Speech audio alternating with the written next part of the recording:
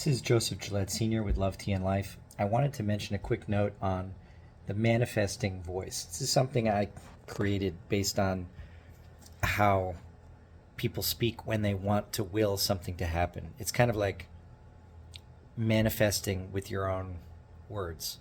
So, for example, the most common one, people want to get rich. So you speak as if you are in that state 6 months from now. Because when you're manifesting, you're actually imagining your energetic state and emotions when you are in that state in the future.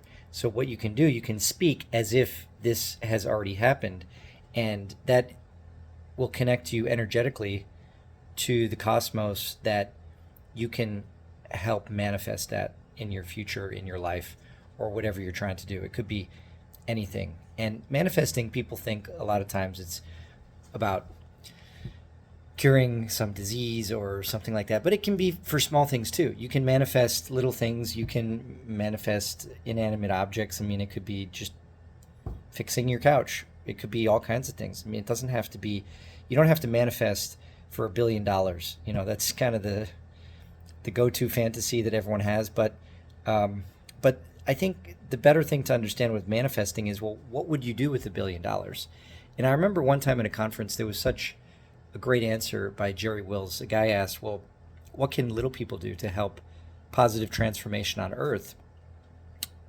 And his response was, just be happy, do what makes you happy.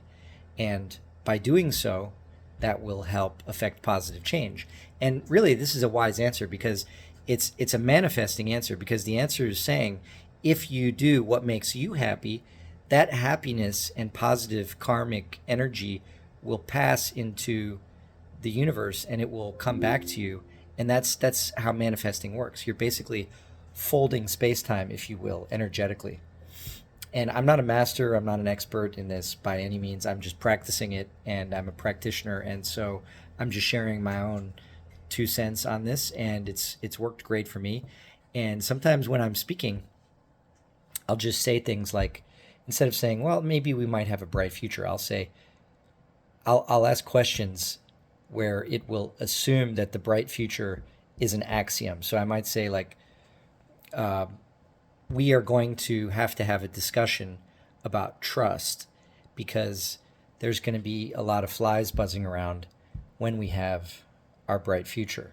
Like, very soon, these flies are, in other words, it's a way to speak with reverse causality. It's assuming that this, which hasn't happened yet, which you're trying to manifest, already has. So that might be a little complex, but manifesting is a complex topic. So these are the discussions I believe we need to have, because no one ever told this to me. If there were some of these little tricks that I had heard, and there's a lot of great experts out there with a lot of great insights and wisdom, but this answer from Jerry Wills was so insightful. It just showed me that by all of us just kind of living in the moment through our heart center, or in other words, without masks, as the wife likes to say, like when we are our true selves. Like when you're kids are very honest. If you can imagine yourself as a 10-year-old or even a 5-year-old, if that's possible for us, to imagine when you were a kid, they say in psychology, it's like your inner child or your magical child. Kids are very kind of honest, and just, they don't have masks. They don't, like adults like to pretend like that there's something that they're not. And but it's in all of us. So in adult life, we're kind of trained that we should do this, and we should get a job, and we should go to church, or we should wear a suit and a tie, or we should eat our dinner at 5 o'clock, or we should wake up at 8 and brush our teeth and whatever. And I'm not saying you shouldn't brush your teeth. I'm saying that you don't have to conform to the norms that have been shoved down your throat, because those have the tendency to override your inner child, your inner personality. So by connecting with your higher self and your inner child, you can just be who you are, and that will manifest the reality that you want. So when you're speaking like this, it's like you're speaking like if you're a child. And children are very good at this. Children will say, oh, well, when I'm an astronaut, or when I'm this or that, as if like it's already happened. And maybe they're not just fantasizing. Everyone says, oh, that's just a kid, they're daydreaming. Maybe they can connect with their inner self, and with their higher self and with their future self and just with the Akashic record, or whatever you want to call it, with the cosmic library, Moldashov called it. So maybe the children just have that access, that psychic and psionic connection to that other dimension where they can actually see these things, because time is not linear. That's just how we experience it in this timeline, in this realm. Time doesn't exist. Time is a field, and only the present exists. In other words, the past is existing now. All the pasts in different dimensions and different galaxies all exist now. The future is a little bit uncertain through the Conus, but the point is that through our real energy, we can manifest. Really, it's limitless. And I've seen lots of interesting examples, which I don't want to put in this video, but when we're speaking in the manifest voice, it's like as if it already happened. Like in that movie, Ben Affleck says, act as if. It's a big thing. And they use manifesting techniques and tricks in sales, but this isn't a sales pitch. This is just about your life. I mean, it could be sales if that's your job and you want to use it for that. That's fantastic. But you can use it for almost anything. You could use it if you're a gardener. I mean, if you want your trees to flower, this is always something that has fascinated me. You can have 10 neighbors buy the exact same plant, and one neighbor will have the thing die and others will bear lots of fruit or vegetables. I mean, it's just some little things. You didn't water it, you forgot about it, your dog ate it. That happened to me once. Well, actually, it was deer ate my corn down to the stalk, and then I had to put a fence, and it's a long story, but we're connected to all the world around us, whether you're a salesman or whether you're a factory worker or whether you're a artist or whatever, or if you're retired or if you're a child, we're all kind of on the same level. So by using things like manifest voice, like in the tense, like as if this already happened, so I have already achieved this thing. Like when I become, you can say, well, how are we going to deal with that when I'm the boss? If you want to project yourself onto I shouldn't use that word, because projecting is kind of the opposite of manifesting. What you don't want to be doing when you're manifesting is wish casting. Wish casting is just sitting around and dreaming, oh, wouldn't it be nice if I was a king or if I was this or that. Manifesting is when you really integrate into yourself and you feel how you would feel in that moment. And it's a very honest process where you connect with something. So if you're saying I want $1 billion, that's kind of wish casting.